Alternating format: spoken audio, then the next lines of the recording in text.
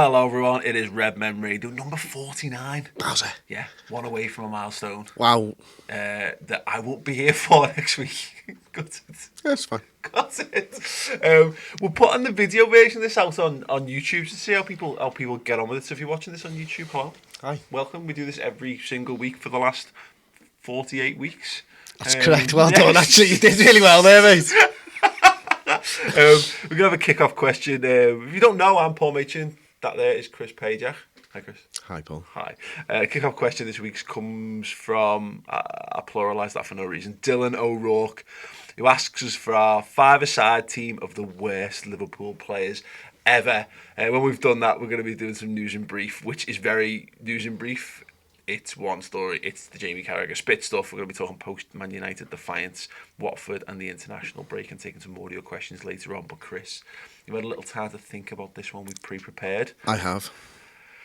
I've gone with I've got a few options on this. I enjoyed this as a question. Okay. Give me your five-a-side team. Michael Stensgaard in goal. Thinking. He never played for us, so he must have been really bad because we've had some terrible keepers that have played for us. Right, okay. Yeah. I like that 2 years. logic. 2 years. He never got a game, so he must be worse. David James was ahead of him, Grobbelaar was ahead of him, and it's one of them. Grobbelaar was a great keeper and stuff. But, Michael Stensgaard, for me, the story that stuck in my head was he dropped an iron on his foot and injured himself.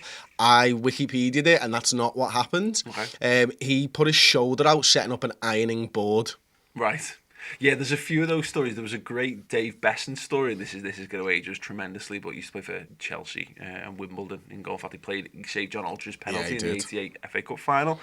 He had a salad bowl, in a sense like a big glass salad bowl, and he opened the cupboard for some salad dressing, and the bottle fell out, and because he had his hands full, he tried to do the next best thing, because he couldn't catch it. Yeah, you kick it. He controlled it with his foot and broke his foot. Yeah, you do. And listen, the ironing board story kind of reminded me of our mate Wensley and his dad, to be honest with you. Ironed his penis. Ironed his penis. Okay. Just wearing a shirt, ironing his trousers, flopped onto the table. Yeah. I wonder whether it was it. That's impressive if he's been able to do that. Go on, give us the rest of the team. Paul Konchesky. Yeah. Yeah, it has to be him because he embodied Roy Hodgson's Liverpool for me and the signings that were made, and he was absolutely terrible. And then all the stuff that went on with his mum on Facebook and all that type of stuff, nothing to do with how bad a footballer he was. He showed us that on his own 2 feet, as it were. El Hadji Diouf, although I don't actually think he was probably one of Liverpool's worst players, but I hated him more than most players that have ever played for Liverpool. He come off the back of a barnstorming World Cup with Senegal, didn't he? And he was billed as this player, and we bought him before the World Cup, so all eyes were on him, and the price was cheaper because we got him before the World Cup, and he just stunk the place up. And I think the thing, he scored 2 on his debut for us, and we were like, yeah, great, give him the number 9 shirt, looked amazing, and then was never reached that level again. And was he the reason that we didn't sign Nico and Elka? Well, yeah, that was always a speculation. Yeah, we had an Elka on loan, didn't we? We chose not to follow that up, and then instead we gave that we bought. So yeah, he gets double, triple the blame. One that a lot of people won't remember. It's tough for us to remember this guy. Istvan Cosme. I think he's pretty universally known as the worst player that's ever played for Liverpool. Brought in as an attacking midfielder under Graham Souness. At the time, we were linked with Eric Cantona as well, and Graham Souness decided to go for Istvan Cosme, whose Liverpool career actually ended. Paul, yeah, slow clap for Graham. Well done, you. His career ended because back in the day, he didn't even play enough games for his work permit, Paul, because we just let him rot. Do you know what I mean? And he had 10 games for Liverpool. We won 2, drew 3 and lost 5 in those games that he played. I mean, it's absolutely ridiculous. I read a story on lfchistory.net where they actually praised him for his one good performance in a Liverpool shirt, and we were 3-0 down against a newly third division side in Chesterfield, and he made 2 assists in that game, and they literally said, because he was playing players of a similar talent to him. That's how bad he was. This is a guy that got signed for Liverpool and let go. I mean, he was absolutely terrible. And up top, I'm torn between going for Balotelli and Sean Dundee. Okay. Now, Sean Balotelli is not the worst player that's ever played for Liverpool, and he's not probably in the worst 5. But again, it goes back to my sort of hatred. He might as well have been, like. My hatred of him. 4 goals in his 28 appearances, 1 goal in the league in his league games and stuff. And I've spoken about it many times to you, but that 14-15 season where he was on the bench and he got a chewy out of his mouth and threw it at the opposing bench and started laughing, and I'm just thinking, you are the most unprofessional footballer ever, and I would not want you in my 5-a-side team or any team that I've ever been a part of. And then you've gone and picked him. Well, yeah, pretty much. But you're not picking in general world terms. You're not picking a worst 5-a-side team, are you? Sean Dundee would be in that. Yeah. So I've gone for 5 appearances, no goals. I've got 2 variations on this. I'll be honest. I have a number of the players that you've mentioned in mind. So my worst team is.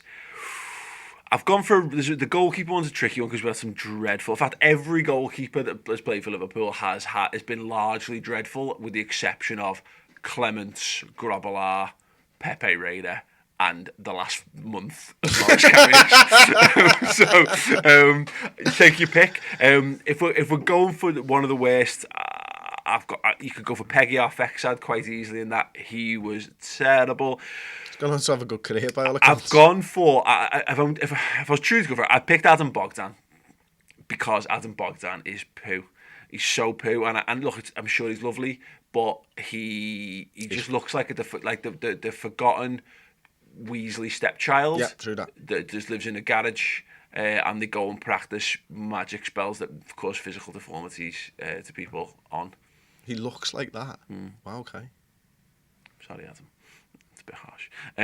But my actual worst one's got Arfexad in goal, Konchesky, Poulsen, Jean-Michel Ferry. Yeah, good show. So Jean-Michel Ferry actually has the reputation as the worst player ever to play for Liverpool. He only ever played 1 game, and it was that was a post-season friendly game. Was it Sunderland we were playing? Was he the spy in the camp? So he was. The story goes that Gerard Houllier brought him in at Liverpool to kind of work out who was with him and who was against him in the Liverpool dressing room.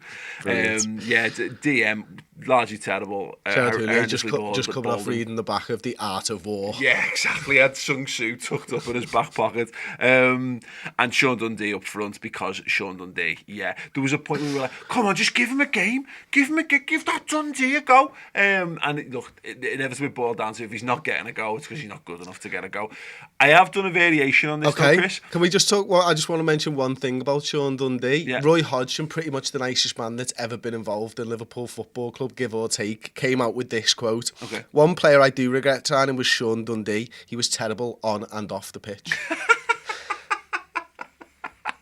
Amazing. It's just so not Roy Evans, and that's what you've driven him to. Yeah, absolutely. Yeah, not Roy Hodgson. Did I say Roy Hodgson? I have got a Roy Hodgson theme, so you've segued nicely. I've gone for a Roy Hodgson-inspired 5-a-side team. Milan. What? Is it... What's that guy's name? Ivanovic or something? Well, I could put you... basically, I've gone... It's not quite fair on Brad Jones to put him in goal, but he was there, so I'm going to put him in goal. Konchesky, obviously. Poulsen, obviously. Joe Cole was there. He was. He got sent off in his first game. Well done, Joe. And a Milan Ivanovic up front. Now, here's the thing. I reckon Joe Cole would be a splendid 5-a-side footballer. Maybe more 7s, because you'd have to do a lot of running around in 5-a-side. But I think that's where he would shine most, is in small-sided games where you're not allowed to slide tackle. But he was fucking terrible for us, Joe Cole. He was terrible. I had such high hopes. Such high hopes. Nothing typical. If you ever concerned about, like, you think Liverpool are not going anywhere, or you think we're not great or whatever, we've got a T-shirt on the Redmen TV, so that, it could be worse, and it is Roy Hodgson unveiling. In fact, it was Jovanovic, Cole. We signed Kyrgios, but I don't think he's in that picture, and it was Danny Wilson, I think, was the other one. Bless him, he was a trier. We used to sign Joe Coles and be like, oh, well, look, maybe we'll get the best out of Joe Cole. No one was going to... You're not getting the best out of Joe Cole. The best was gone. Crap. And you consider, like, people critical of us getting Milner on a free. Love James Milner. Right, news in brief, Chris. By all means, if you want to interact, do leave your five-a-side, worst Liverpool five-a-side teams in the comments section. Or tweet us at the Redmen TV. Look, normally on the podcast at this point, we run through a range of topics, but we're limited on time, and there's one big one that's going to have to be discussed. Jamie Carragher. Yeah. And what's being dubbed Spitgate, because you need to do that. Yeah, it obviously stems, and I'm absolutely stealing this line from Mitchell and Webb. It obviously stems from Watergate Gate, which is good to know that it's still being kept going. What a dickhead! I mean, literally, there are two massive dickheads in that video, but let's start with Jamie Carragher. Okay. I mean, why? There's a guy filming, yeah, I get it, and we'll come on to the reasons and the whatever, maybe find some logic behind it, but on the surface, Chris, he's getting stick, and he's right to get stick, because he's opened his window and gobbed on someone on the road. Stupid. Yeah, it's a really horrible video to watch, actually. Yeah. The first time I saw it, I sort of recoiled, and I was like, that's disgusting, absolutely disgusting.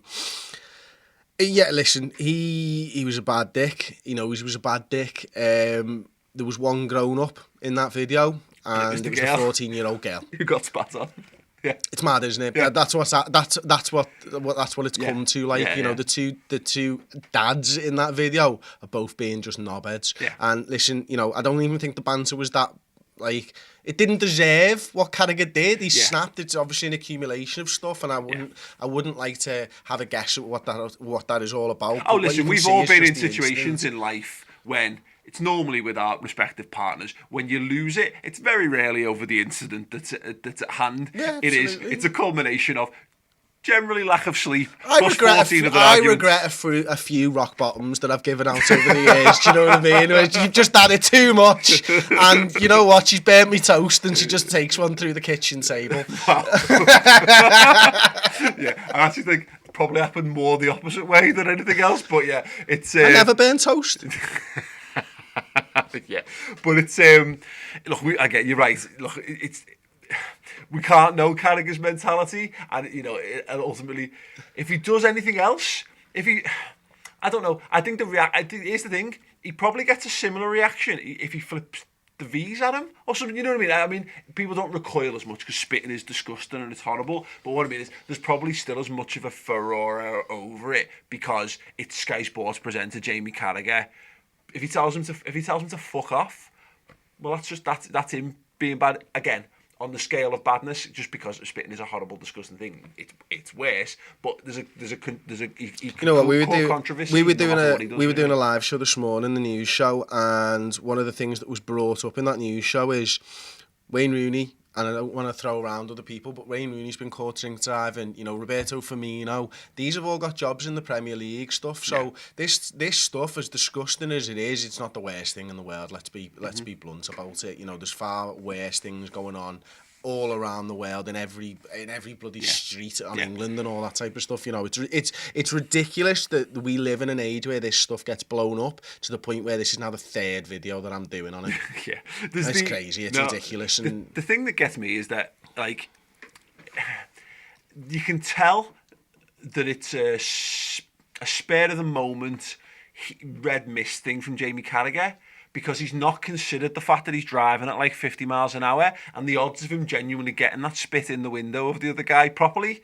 And that's why, there's a great story, this one, where I was driving down the motorway in my youth and I had no water in my windscreen wipers and my screen was getting more and more covered. It was a bit, there's a lot of salt on the road or whatever, and it was getting harder and harder to see. And I was like, oh my God, now I'd pull over and sort it out. But when I was 19, I didn't have that level of intelligence.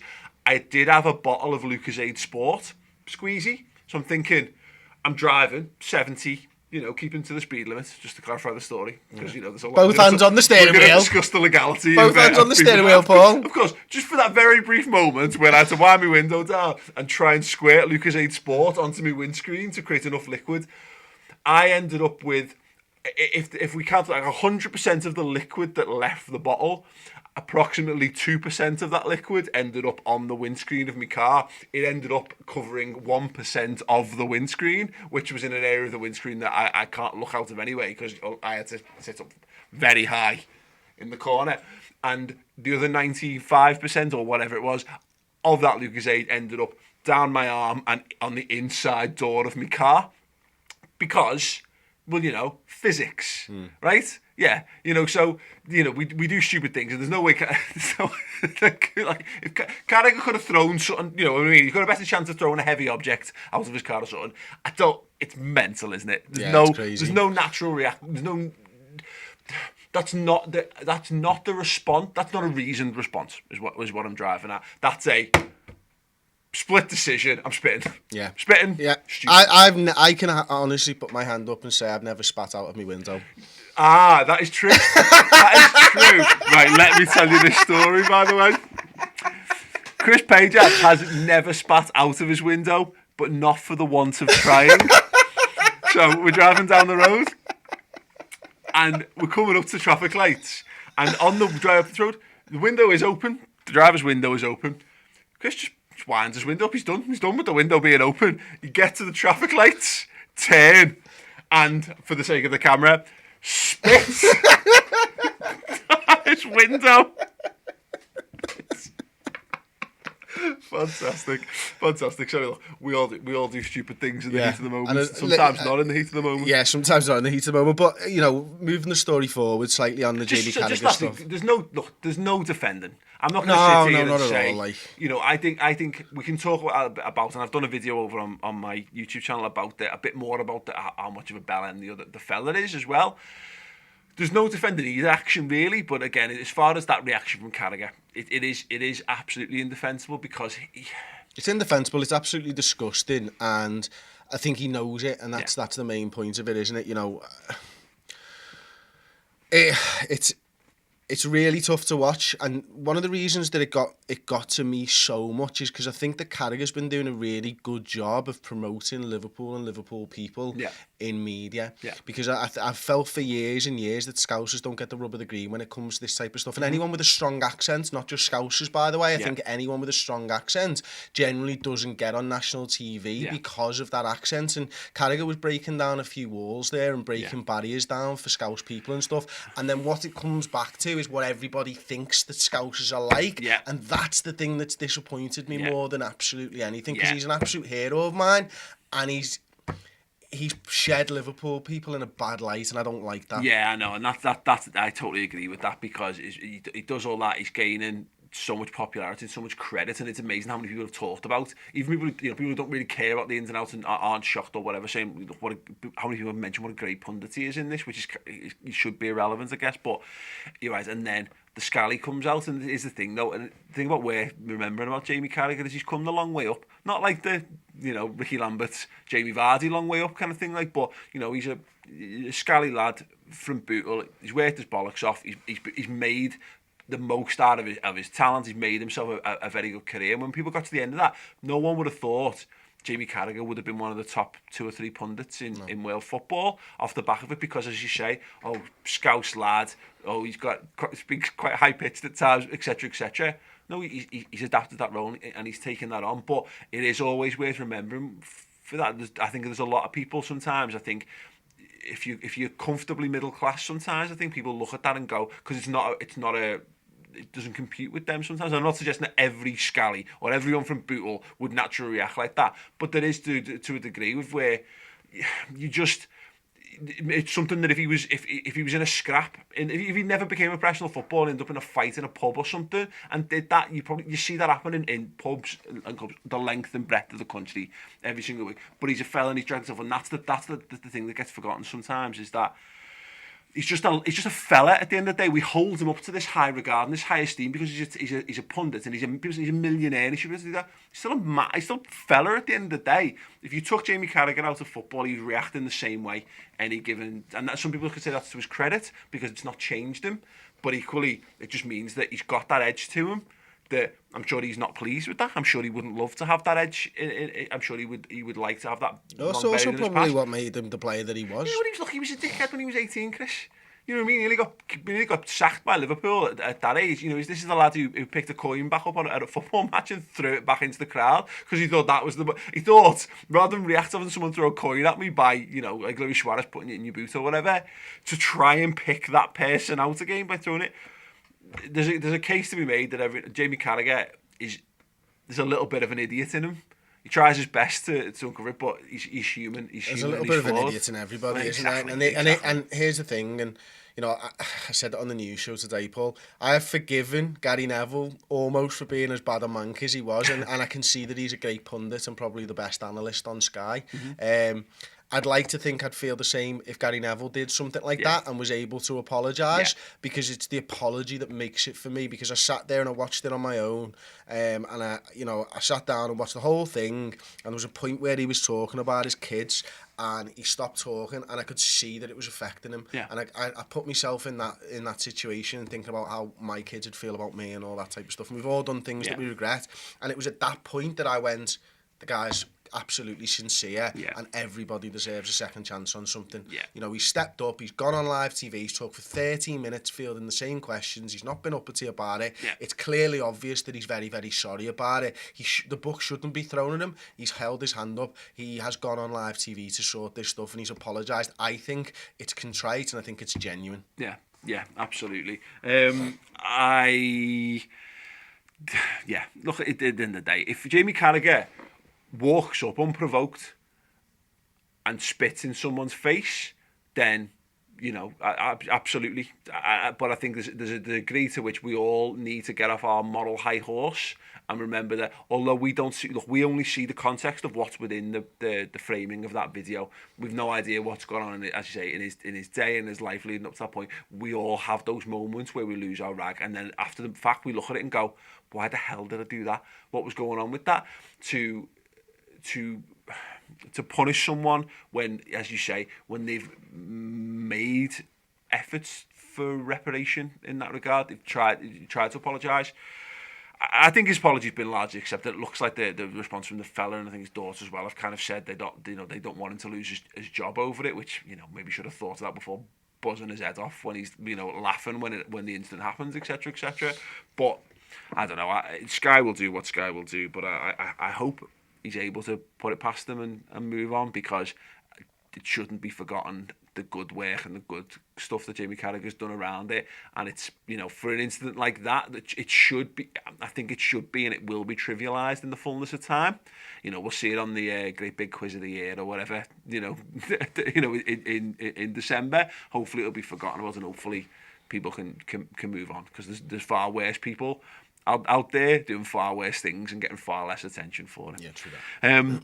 So Liverpool lost to Man United. It gets better, Chris. But one thing I don't want to talk about the game. We've got the final word show, so if you want to go and get our detailed analysis on that, then please do go and watch that. You've done a great stuff on the stats and tactics, breaking down the goals. What was your favourite bit? The bit where you worked out about whether Dejan Lovren was but yeah, do go on that. That's on the redmentv.com. We do loads more of the podcast stuff and loads more of the in-depth video content. It's not just us messing around, laughing about crap players to play for Liverpool. There is real seasoned analysis on there. I want to talk about the response to it, really, because we had a few days to kind of mull it over. And for me, the defiance that Liverpool fans have shown, it stems from the fans who were inside Old Trafford. Now, we weren't there, but what was great was watching the videos coming out after it. Fans are locked in, as happens, but the atmosphere and the mood, and Liverpool will do that. We'll sing when we're locked in, because there's nothing else to do a lot of the times in those situations. But I got a real buzz, a real hit of positivity about that, because I think it's a message. I think how Liverpool fans conducted themselves there was a message just to the remaining stragglers inside Old Trafford who hadn't obviously shot off down the M1 or M6. But it was a message to say, listen, you know what, we'll lose this game of football, but it doesn't matter, because we believe we're on the right track. Yeah, that's it, isn't it? And we are on the right track, Paul. We've seen for the last 3 months, we've been in scintillating form, and, you can lose at Old Trafford. People do lose at Old Trafford. It's a tough place to go to against a very good tactical manager in Jose Mourinho, with world-class players and, the talented players that they've got. doesn't take away from what Liverpool are doing this season. You know, we're into the last quarters of the Champions League. You know, we're fighting for top four again. We're fighting for second place in the Premier League again, and we're improving again. You know, and we've done that since Jurgen Klopp's come into this club. And you know, I can feel that there's something very, very special brewing at Anfield and brewing in Liverpool, and this squad is going to take a leap, and a giant leap again. You know, I think we've been good this season, but the understanding going into next season means that we're going to be in a greater, you know, there's a much better foundation to be able to go and actually challenge for stuff. And listen, one defeat isn't going to end that. Did Manchester City crumble when Liverpool beat them? No, they didn't. They just carried on, because that's what good teams and great teams do, because you'd accept that it's a game of football. Anything can happen in 90 minutes, and you just got to go and prove that you're better over a 38-game league season. Yeah, no, I absolutely agree with that. I've been thinking about it and thinking about Klopp's tenure, actually, and how I remember saying, I don't know if it was the end of his first season, it was probably more like the back end of his second, really, that I felt that you could, if you imagine, stick with me on this one, but if you imagine every game is like a board of buttons, and when you press that button they light up, and those are the ones that stand out for that. So it's a 38 buttons on there. In the first season, or the first games under Klopp, obviously we didn't have the full 38, but you could go through and you can touchstone like the Man City away performance, and you can do a couple of the Tottenham won the first game. You know, you could see instantly what was happening. Exactly, and you can pick like Dortmund away, and you can pick Villarreal at home, and those kind of things, and you can see that you looked at those games when you reviewed the season, you went, they were our best performances. They were what a Jurgen Klopp's Liverpool team is gonna look like.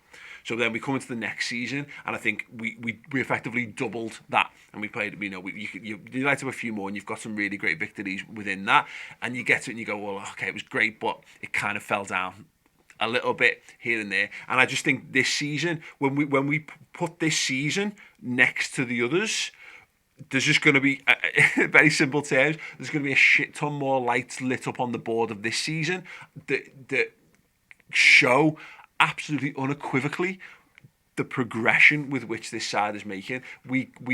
People fear that it's going bad, and I think the hysteria around poor results this season has been totally out of proportion to the problems at which Liverpool have actually had in reality on the pitch.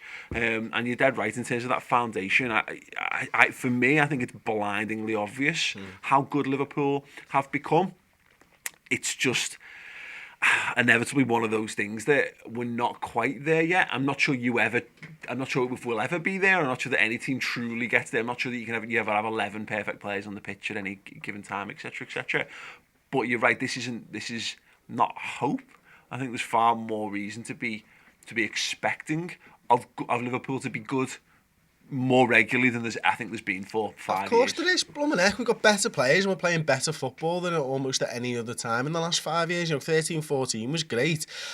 This Liverpool side is on its way there now, you know what I mean? And the problem is we're fighting against the Manchester City side that is absolutely incredible. But that you know, the start of next season is going to be massively important. One of the things, I was doing something with Sport last week, and one of the analogies that I used was, and we were talking about Mourinho, and I said this, like, Mourinho's walked into a game of Monopoly, right, and he's been given Park Lane and Mayfair, and he thinks it's a good idea to throw hotels on them. But listen, I could throw a hotel on Park Lane and Mayfair and get results, you know what I mean? That's going to happen. Jurgen Klopp had the oranges, he had Van, and he had Bow, and he had Marlborough, and we're slowly starting to build up our houses, and we're at the point where we're putting our first hotel on there with Virgil van Dijk and stuff, and now we've got a green on the board as well.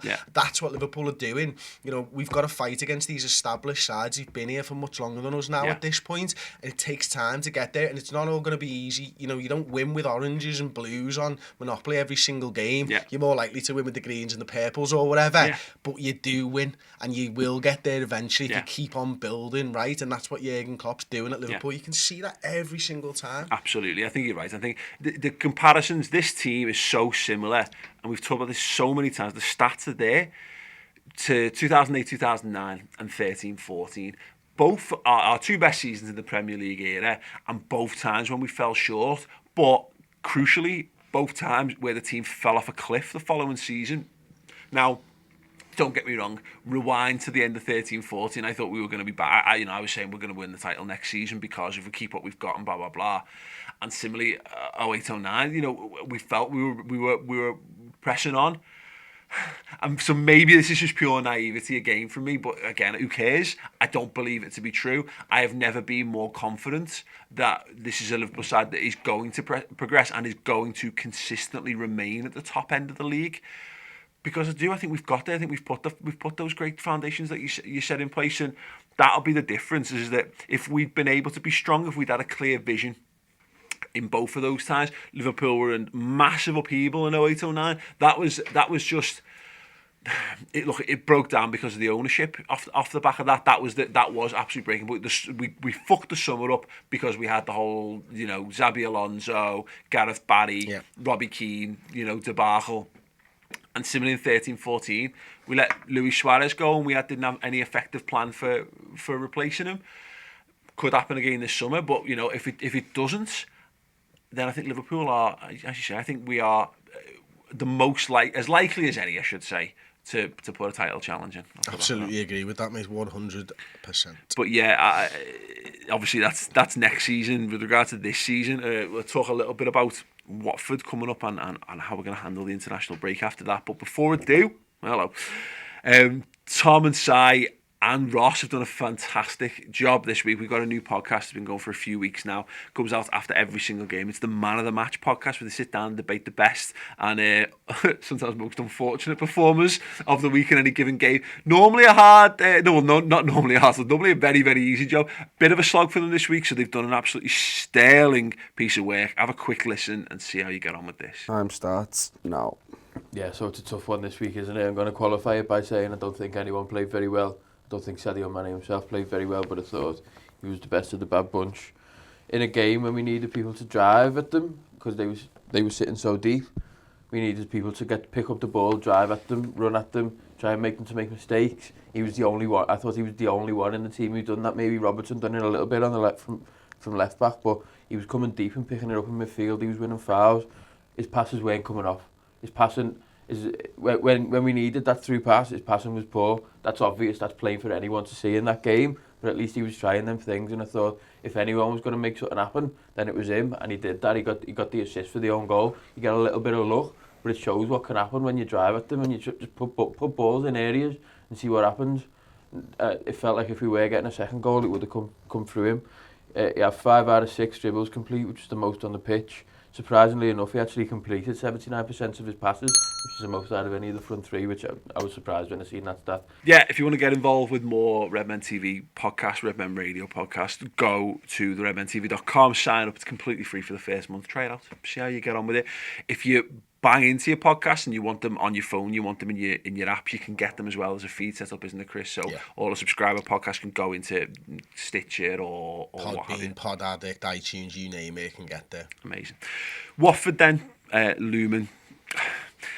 This is, we've said this a couple of times this season, it doesn't stop being true, but we can see now that this season's not likely to be defined by how we perform in the big games the way that last season was. I think it's fair to say that we got into top 4 because we had the best record against those big teams. That was the hardest way around to achieve the expectations of last year. What we are doing is making much lighter work of the teams that you are, in inverted commas, meant to beat. Watford are one of those teams. And so that's what's going to have to happen now, Chris. We are in the final furlong. We can see the finishing post. Liverpool have just got to get back into the swing of doing what we've done consistently well this season. Yeah, and listen, we've had a tough result last time out and a tough place to go to. We'll be looking at this game and going, let's get a little bit of retribution before we all head our different ways for international break. And Watford coming off the back of a terrible loss against Arsenal now. If Arsenal can beat them, we can. It's as simple as that. And it was comfortable for Arsenal in the end, the 3-0 win, wasn't it? And this Liverpool side, I don't think stuff affects them like it probably affects us fans, or even as it's affected teams in the past. Every single time we've had a tough result, we've bounced back, and the only one being probably the West Brom and the Swansea result, I think, were back to back. But other than that, after that Tottenham result, my word, we were scintillating for 20 games or something like that, and that's the Liverpool side, and it's not the ones that struggled in the cup, and it's not the ones that struggled at Swansea. This Liverpool side will bounce back. This front three will bounce back, and Watford are going to be on the receiving end, I think, this weekend. Yeah, and I think there's a degree to which I always say that the first game of a season often it defines how your season goes, which is mental when you think about it. And there's loads of examples of it not being the case, but I can think of a number of Liverpool seasons where if you get off to a win, and sometimes the optimism that flows with that helps. I go back to, and for the best, it was mentioned earlier, we drew with Arsenal first game of Roy Hodgson's career because Liverpool just, Joe Cole lost their head, Pepe Reina lost their head. That game could have gone very, very differently, and that we could have had a very, very different Liverpool off the back of it. But sometimes you get that, and that the Watford game, we saw so many good things in how we performed there, but we saw so many things that became the story of the narrative around Liverpool's season. Conceding goals, throwing leads away, etc., etc. I hope it's another great story there where I hope these players go out there and, having Van Dijk available to us now will make a big difference to this. Having Karius in goal will make a big difference to this as well. And hopefully not having Gini Wijnaldum defending the near post. Yeah, that Gini Wijnaldum one was nuts because I remember looking into it at the time, and it's the first time he's defended the front post at a corner for us, because last season when James Milner was playing left back, and James Milner didn't play in this first game of the season against Watford, he was the guy defending that. So we'd gone into this with a new sort of, the zonal thing was exactly the same, but we had a new guy defending that front post area, and he clearly wasn't very good at it. Yeah. Hadn't had any practice at it. We've got a settled team now. We've been defending corners really quite well. Mm-hmm. We've been winning more of the second balls as well. So this this Watford side will be looking at Liverpool and thinking we can get at them there again. Yeah. And this Liverpool side, it's now time for them to go, no, you can't. Yeah. No, you can't, lads, and we're going to hit you on the counter attack even if you try it. Yeah, absolutely. And I think it's important, just in very simple terms. We've had too many times. I don't think mentally I'd like to be able to enjoy the international break to the best of our ability. Well, yeah, exactly. But but it's what I mean. I think this is a nice little staging ground for the last little run of the season, isn't it? Pardon me. You want to go in with 3 points tucked up, be asked about what everyone else does, because look, one of Spurs, Chelsea, United are gonna drop points again between now and the end of the season. It's gonna happen. Hopefully, we don't need to beat Chelsea at Stamford Bridge along that way. But you know what? If we have to, let's go and do that. But it would be nice just for the fan base just to be able to take a big deep breath as well, be able to get through this 3 points, look at the table and go, okay, we are where we are. We can analyse what the remaining results are. We can go and enjoy that Liverpool Munich Legends game as a fun thing that it is. Rather than having to use it as a distraction from the horror of supporting the Reds. And obviously also prove, to Chelsea as well. I think it's important for for Chelsea to be looking at the league table going, this is not going to happen. This is not going to happen. And so yeah, because there's a very good chance as well they're going to have more time to focus on that. Can I just say though, in a weird way, I kind of don't want that for the development of this team. I want it because it'll be much more comfortable for me, and I'll be able to deal with the run into the end of the season. But what going after two things at the end of the season can do for this side, and them succeeding could be better than having an easy run in, for example. So if you treat second place as where I hate to say, but that's the win this season. If you can get to second place and you can go deep in the Champions League at the same time, I think that's better than getting knocked out of one and just doing really well in the other. You know what I mean? You've got to be able to prove, because if you want to win trophies, that's what you've got to do. Yeah. If you want to win the Premier League and you want to win a cup, then you have to go deep in competitions at the same time. You have to get used to it. Yeah. So for me, I want it to be a bit, not too much of a hard slog, but just enough that keeps them focused. You know what I'd like? I mean, again, maybe you're right, and maybe that. Be horrible as a fan. Well, not having not having a net is the answer to maintaining motivation or whatever. But I would like, because we've seen that our away record against good teams this season is absolutely horrendous. I would like to rock up to Stamford Bridge with the cushion of knowing that. It doesn't. It's a bit of. I'd like it to be a dead rubber by that to the best ability. I want them to be pressing on. So maybe it gives us that. If we were to lose it, which is entirely possible, because there are a good side, and again that we have that poor record so far this season.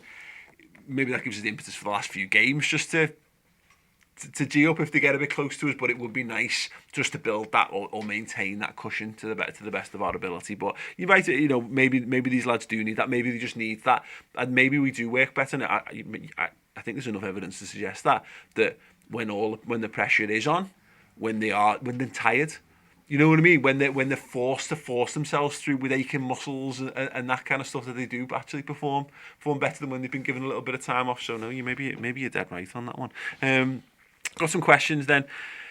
Alex Yetainen. Sorry, Alex. Strengthening the front three in the summer. Yes. No. How to? Lamar? Pulisic? Yes. Don't know. Maybe. Probably defo. Yeah. Absolutely. I think we kind of like what we've seen. We're not in transition anymore. I think we've got a squad. We've got the core of what we're looking to do. But you should always be looking to upgrade on what you do. And whilst I think the defence still needs. I think the defence needs another first teamer. I think we need another top quality first team centre half. I don't think we need another. Provided we keep hold of Mane, Firmino, Salah, which again right now I would expect us to. I don't think we need a first teamer for that, because I think the front three is the front three. I think you would struggle to improve upon that. But I do think we need another quality person who can bang on the door, who can improve. And if that's Pulisic, great. Go and do what it takes to get Pulisic. I'm not sure it's Lamar, but whoever that is, go out and buy that. Spend whatever it takes to get them and get that sorted, because we have so far, touch wood, we've been okay. We've managed the squad reasonably well in terms of keeping people on the pitch. I don't think that's not sustainable. But equally, I think you want competition. I think you want, you want a wonder kid there. I want a wonder kid there who's going, all right, Mo Salah, how is it you do that? And then does it, and then all of a sudden Mo Salah's going, okay, right, okay, well, I'm not going to be slacking off, because I don't want some punk 19-year-old kid taking me place in the side, and similarly for a few of them. So yeah, I think strengthening the front three in the summer is vital. I think the hardest thing that Jurgen Klopp's going to do in his Liverpool managerial career might be defined by this, is to find the next Firmino. Because I pondered something the other day whereby I've seen Liverpool sides and I've seen the media throw this line at them. They're a one-man team. I've seen it for years. I've seen it when Gerrard was there. I've seen it when Owen was there. I've seen it when Suarez was there. And I think we might be more of a one-man team now, which is weird, because it's clearly not a one-man team. They're not talking about Firmino when they say that, though. They're talking about Salah, aren't they? But it is Firmino. It's Firmino, and I just, my fear is that if he's taken out for any stretch of time, touch wood, that could be Jurgen Klopp's biggest decision to make, because you've got to get someone in there who can do a job and do the same job as Roberto Firmino, because you don't really want to have to bring a striker in and then change the way that you're playing. But also, they need to be really good, and they need to understand what Firmino's doing. And I just look around world football and think, there's no one. There's no one like that right now. Now, I'm not saying that Jurgen Klopp can't make another Roberto Firmino, because I'll be honest with you, he made Roberto Firmino. Roberto Firmino had all the skill sets and the tools to do it, but he wasn't. None of us would have put him there. No one would have. Jurgen Klopp's got to be given credit. Can he do it again? Can he replicate that? Could be the biggest thing of his Liverpool career. The good thing is that you've got Firmino there for the template. Oh, goodness. You know what I mean? But, I used to talk about this, about why Man United signed Michael Owen. It was because they had Hernandez, who was of a similar ilk, and it was like, great, go and get a season. Here's how you hit the ball at the back post, mate. Exactly, absolutely, Go and learn from that. You've got, and you can do a copy of you over the characteristics over, so to speak. Yeah, it wouldn't shock me if we don't know who it is. It's because they're going under the radar. Maybe we do pull a gem out of somewhere. Whatever the solution is, I think you're right. I think that's something. It was funny. I think it was something that Sachin Nakrani wrote in his article on our website the other week. Was that it's vital that we do start to look into that kind of thing. You're dead right. For me, I think we've got options. I think 2 would be nice.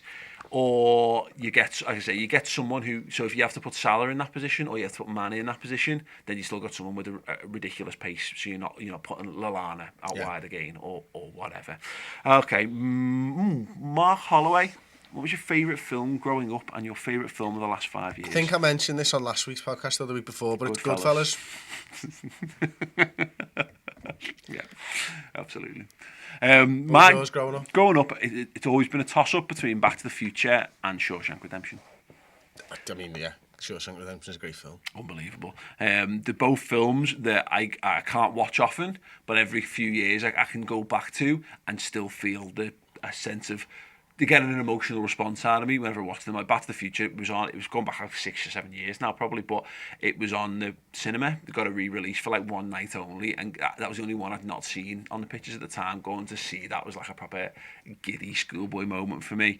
One of the films that is right up there with my favourites, it doesn't get a mention here, but it will do now, is, and for similar reasons, is Braveheart. I can't tell you the amount of walls I've run through when that speech happens, Paul. It's why I have to keep moving house. Right, I'm off. See you later. When the renovation works happened, just put it on repeat. Like, yeah, absolutely. Go on, what's your favourite film in the last 5 years? It's between Wolf of Wall Street, The Big Short, and a surprise entry, Rogue Squadron. Interesting. Rogue One, sorry. Rogue Squadron. There's a surprise entry because it's not a film. Rogue One. Yeah, no, I really enjoyed Rogue One. That was great. Mine, I only watch sci-fi and superhero films at this point because I have limited time available to me in there what I like. So I would have to go Guardians of the Galaxy. Yeah, that was a great film. Yeah, because for me, and I was actually going to pick like Scott Pilgrim, but it turns out that's like 8 years old now, which is scandalous. I like a movie that it's also got a soundtrack around it as well. So War Hard, the Dewey Cox story, is one of my favourite films in terms of it's comedy, but it's got that Blues Brothers as well. So having that, I like the fact that you can take that away with you. And Guardians, that first Guardians of the Galaxy soundtrack is amazing. The second one's pretty good, then the second film's really good as well. Like, but yeah, not as good as the first. I was shocked to see that it's 9 years since the Star Trek reboot, because I wouldn't have minded having that in, to be honest. Okay. Aidan Brannick, ideal Champions League draw based solely on what away day you'd want to experience. Juve. You want to go to Turin?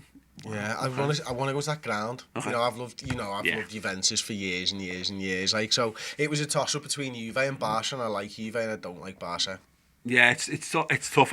Barca was my pick. Would have been my pick if I'd not been there on holiday recently, just to go there, because I've not been since I was a little kid. So it wouldn't be like a, oh wow, I'm here. I did the New Camp tour again. That video's on my channel. I was a bit critical of how dirty it was and how much of a lack of a roof it's got in certain places. It's past that. I get Munich, another one, but I did Munich in the summer. But they're the two. I wouldn't mind going to do Munich again as a proper away day. So yeah, I'd pick that. And just lastly, Milesy20, who's at Clopsy20, says, "What are your final thoughts on how the Ball Street relaunch turned out and how much work went into it all?" He said, "In my opinion, you definitely did a great job." Thanks very much, Milesy. Buzzing with it. So if you're into footy chat, we've been doing Social Club on there for a few years now. We've been producing it and presenting it and what have you.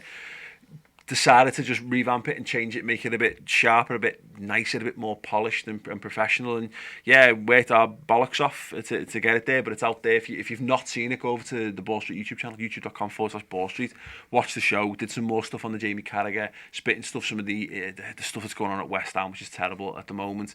Really, really good. I'm really pleased with it. So if you liked it, let us know in the comments below. But thanks very much for the comments. Yeah, I'm pleased, buzzing.